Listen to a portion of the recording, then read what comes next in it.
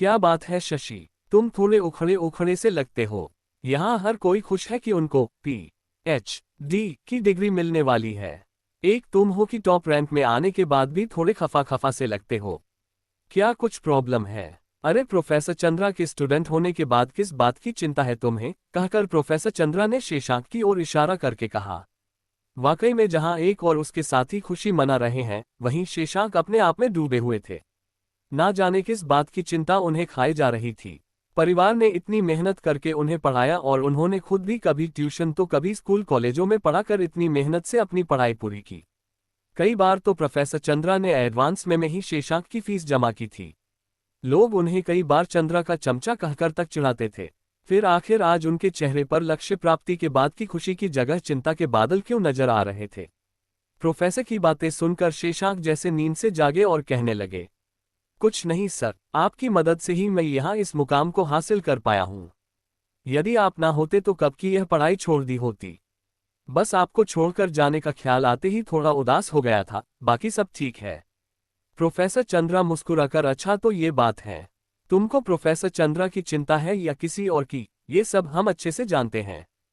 तुम बंगाली दादा को पागल समझते हो। तुम्हारे जैसे कितने स्टूडेंट आए और चले गए, लेकिन गलत। वो सब तुम्हारे जैसे नहीं थे। शेषांक, तुम वाकई बड़े मेहनती हो। तुमको इनाम दिया जाएगा। तुम जो सोचते हो, जो करते हो, जो चाहते हो, सबकी खबर है हमें। क्या नाम है उस छोरी का? लतिका है ना? अच्छी लड़की है लतिका, हमने भी पता लगाया था, इसलिए तुमको रोके नहीं। नहीं तो हमारी नज़र से बचकर तुम जो स्टूडेंट को पिकनिक पर लेकर गए थे और लतिका को प्रपोज किया था, वह सब खबर है हमें। शेषांक, लेकिन एक बात बताओ, आखिर तुम चाहते क्या हो? क्या अभी अपना प्रैक्टिस कंटिन्यू रखोगे या कॉलेज में पाओगे? कैसे मैनेज करोगे? चलो एक ऑप्शन सोचा है मैंने, तुमको प्रिंसिपल बना देते हैं। वैसे भी हमारे पार्टनर को तुम्हारा काम बहुत पसंद आया, लेकिन फिर भी एक बात बता देना चाहता हूं, तुम अपना फोकस न्यू इवेंट पर रखो। PhD करने के बाद बच्चे लोग यदि सिर्फ प्रोफेसर बनकर रह जाए तो देश को बहुत नुकसान है। मैं नहीं चाहता कि प्रोफेसर चंद्रा का कोई भी स्टूडेंट पूरी पढ़ाई किए बिना डाइव्ड हो जाए। तुम क्या नया खोजते हो वह तुम्हारे ऊपर निर्भर करता है, लेकिन होना सबसे हटकर ही चाहिए। अच्छा चलो ठीक, जाओ, प्रिंसिपल का अपॉइंटमेंट लेटर मिल जाएगा और सेकेंड हाफ आकर हमारा लैब ज्वाइन करो। देखते हैं तुम्हारा क्या एंट्रेंस है। कहकर वे शांत तो हो गए, लेकिन जैसे ही शेषांक पलट कर जाने लगा, तभी प्रोफेसर चंद्रा बोले, एक बात बताओ, क्या तुम लतिका को सच्चा प्यार करते हो? शेषांक आश्चर्य और शर्म की मुद्रा में प्रोफेसर चंद्रा की ओर देखते हुए, सर, मैंने यूं ही पूछ लिया। देखो, अगर तुम्हारा विचार शादी करने का नहीं है तो तुम आज छोड़ दो, ठीक नहीं होता ये सब। तुम जवान हो, वह भी जवान है। तकलीफ देता है पूरी उम्र। यदि तुम धोखा दोगे तो तुमको भी और उसको भी। माँ बाप को बता दो, क्योंकि टिक नहीं पाओगे तुम उस समय। जब दोराहे पर जिंदगी होती है, हम जानते हैं तुमको, आगे तुम खुद समझदार हो। कहते हुए प्रोफेसर चंद्रा उठकर चले गए, लेकिन उनकी आंखें साफ बयां कर रही थी उस भविष्य की चेतावनी जिसे शायद शेषांक समझ ना पाए, शायद इसलिए कि क्योंकि उन्हें अभी कहीं और जाकर अपनी खुशी मनाना था। शेषांक का पूरा ध्यान जल्द से जल्द लतिका के पास पहुंचकर जश्न मनाने के थे, इसलिए बिना कुछ विचार किए वह तेजी से निकल पड़े। सीधे पहुंच गए उसी जगह जहां आज मिलने का वादा था। ठीक राधा कृष्ण मंदिर में पहुंचते ही हांफते हुए वह इतनी सीढ़ियां कैसे इतनी जल्दी चढ़ गए पता ही ना चला, उनकी सांसें उखड़ने को थी। लतिका को देख जैसे थमसी गई। पहुंचते ही उनका जी चाहा कि लतिका को गले लगाकर सब कुछ बताएं, लेकिन लोग लज्जा के कारण रुक गए। लेकिन फिर भी पास पहुंचकर पूजा की थाली के नीचे स्पर्श तो कर ही लिया और साथ में पूजा करने के बाद आकर बने हुए घाट की सीढ़ियों पर बैठ गए। लतिका शर्माए हुई कुछ बोलने से परहेज कर रही थी, लेकिन शेषांक सुनने को बेताब थे, पर कुछ ना बोलने की स्थिति में खुद ही कहने लगे, लतिका, मैं ताउम्र तुमसे ठीक उतना ही प्यार करूंगा जितना कृष्ण राधा से करते हैं। ये बात सुनकर शेषांक को लगा था कि शायद लतिका खुश होगी, लेकिन ठीक उसके आंखों में आंसू आ गए। वह कहने लगी, मत कहो ऐसा। राधा कृष्ण को हर कोई पूजने मंदिर जरूर आता है और उनके प्रेम के किस्से भी सुनाए जाते हैं, लेकिन उन मुस्कुराते हुए चेहरे के पीछे छिपे हुए दर्द कोई नहीं जानता। शेषांक, क्या आपने कभी शास्त्र पढ़ा नहीं? पूरी उम्र राधा की कृष्ण के इंतजार में बीत गई। कृष्ण 16,006 रानियों के पति कहे जाने के बाद भी एक राधा को ना अपना सके। अब बताओ, ऐसा प्यार जो दोनों को अलग कर दे, ऐसी दुआ क्यों करें? तुम हमें भले ही रुक्मणी की तरह मंडप से उठा ले आना, लेकिन कभी राधा का दर्जा ना देना, क्योंकि मैं साधारण लड़की हूँ, देवी बनना नहीं चाहती। भली भांति समझती हूँ। राधा के मुस्कुराते चेहरे के पीछे के छिपे हुए दर्द को कहते हुए उसकी आंखों में आंसू आ गए। शेषांक ने पहली बार उसके गले में हाथ डालकर उसके आंसू को अपने कंधों का सहारा दिया। दोनों बहुत समय तक बात करते रहे, लेकिन आखिर कितने समय तक एक ही जगह बैठा रहा जा सकता है। आने जाने वाले की घूरती निगाहें उन्हें स्पष्ट कर रही थी। अब उन्हें वहां से चले जाना चाहिए और दोनों उठकर वहां से चल दिए। लतिका और शेषांक मंदिर में भगवान के दर्शन के बाद एवं कुछ देर मंदिर की सीढ़ियों पर बैठकर बातें करने के बाद शेषांक लतिका से कहता है कि चलो हम किसी गार्डन में जाकर कुछ टाइम बिताते हैं। लतिका भी शेषांक की बात मान शेषांक के साथ चलने को तैयार हो जाती है। दोनों मंदिर से बाहर आते हैं। शेषांक बाइक स्टार्ट करता है। लतिका से कहता है कि तुम बाइक पर बैठ जाओ। लतिका बाइक पर बैठती। कुछ दूर जाने के बाद लतिका बाइक से गिरने के लिए होती है। तब शेषांक लतिका से कहता है, लतिका तुम मुझे पकड़कर अच्छे से बैठ जाओ। लतिका तो जैसे इसी बात का इंतजार कर रही थी और वह शेषांक की पीठ के ऊपर हाथ रखकर उसे कसकर पकड़कर बैठ जाती है। लतिका के अंदर एक अजीब सी हलचल होती है। वही शेषांक भी मन ही मन कुछ अलग और अच्छा महसूस करता है। एक दो बार लतिका बाइक के झटके के कारण शेषांक को और तेजी से पकड़ लेती है। तब शेषांक मुस्कुराते हुए लतिका से कहता है कि तुम डरो मत लतिका, मैं तुम्हें गिरने नहीं दूंगा। तभी वहीं पास में एक गार्डन में दोनों जाकर एक जगह पर बैठ जाते। कुछ देर तक दोनों बातें करते हैं। तभी शेषांक लतिका का हाथ पकड़कर लतिका से कहता है, लतिका आज मैं तुम्हें कुछ देना चाहता हूँ। लतिका शेषांक से पूछती है कि क्या देना चाहते हो। तभी शेषांक अपने जेब से एक रिंग निकालता और लतिका की ओर बढ़ाकर लतिका को आई लव यू कहता है। I love you Latika, you marry me, क्या तुम मुझसे शादी करोगी।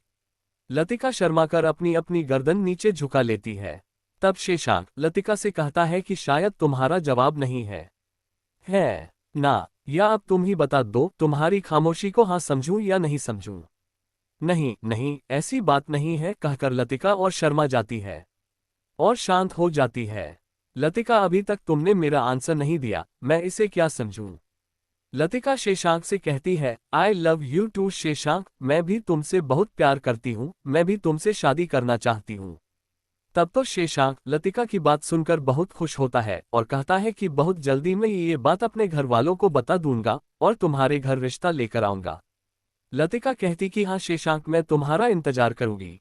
मैं भी घर में तुम्हारे बारे में अपने मम्मी पापा से जल्द ही बात करूंगी। शेषांक लतिका का हाथ पकड़कर लतिका को जोर से बाहों में जकड़ लेता है। लतिका भी शेषांक ऐसे लिपट जाती है जैसे कि एक पेड़ से लता लिपटी हो। शेषांक लतिका के हाथों को चूमता है, जिसे चाहकर भी लतिका मना नहीं कर पाती। शेषांक धीरे धीरे लतिका के माथे को चूमता हुआ उसके गाल को चूमने लगता है। लतिका शर्माते हुए शेषांक से कहती है, शेषांक क्या कर रहे हो तुम। अरे कुछ नहीं, क्या अब मैं अपनी होने वाली वाइफ को एक किस भी नहीं कर ही सकता। कहते हुए वह मुस्कुराने लगा। लतिका शर्माती हुई चुपचाप सी खड़ी होकर शेषांक से कहती है कि शेषांक काफी समय हो गया, अब हम लोगों को चलना चाहिए। घर पर सब राह देख रहे होंगे। तभी शेषांक लतिका से कहता है, हाँ चलो, मैं तुम्हें घर छोड़ देता हूँ, और वह दोनों घर की ओर निकल जाते हैं। लतिका बाइक पर बैठ शेषांक को कसकर पकड़ लेती है। कुछ देर के बाद लतिका का घर आता है। लतिका को छोड़ शेषांक लतिका से कहता है, आई मिस यू लतिका, और लतिका भी शेषांक से कहती है, I miss you too Sheshank. Latika जब तक घर के अंदर नहीं चले जाती, शेषांक वही लतिका को देखते रहता है। उसके बाद शेषांक अपने घर की ओर निकल जाता हूँ। शेषांक लतिका के ख्यालों में खोया रहता है। आज वो बहुत खुश भी है। जब शेषांक अपने घर पहुंचता है तो अपने माता पिता को अचानक देखकर अचंभित हो कहने लगा, माँ पापा आप लोग यहाँ अचानक कैसे। शेषांक के माता पिता शेषांक से कहते हैं, क्यों हम अचानक नहीं आ सकते, क्या हमें अपने बेटे से मिलने के लिए उसकी परमिशन लेना होगा।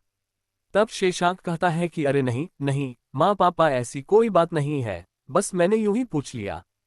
हमें तुम्हें कुछ खुशखबरी देना है, इसलिए हम अचानक यहाँ आए। बहुत दिनों से तुमसे मिले भी नहीं थे तो सोचा मिल भी आए। कहते हुए शेषांक के माता पिता शेषांक की ओर देखने लगे। शेषांक कहता है कि हाँ अच्छा हुआ आप लोग आ गए। मुझे भी आप लोगों को कुछ बताना था, लेकिन पहले आप लोग बताओ कि क्या बात मुझसे कहना चाहते हो।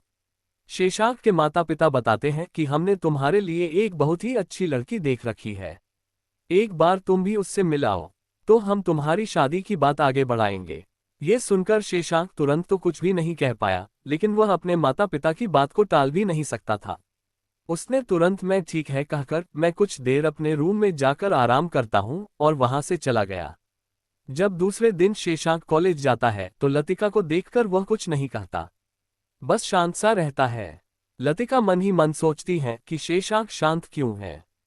उन्होंने मुझे देख स्माइल भी नहीं की और ना ही कुछ बात की।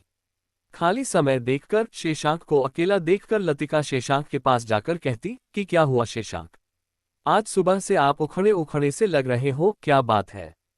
शेशांक लतिका से कहता है कि माँ पापा आए हुए हैं, उन्होंने मेरे लिए एक लड़की पसंद की है। उन्होंने कहा है कि एक बार लड़की मैं भी देख लूं तो शादी की बात आगे बढ़ाई जाए। ये सुनकर लतिका की आंखों में आंसू आ जाते हैं। वह शेशांक से कहती है तो तुमने क्या कहा शेशांक।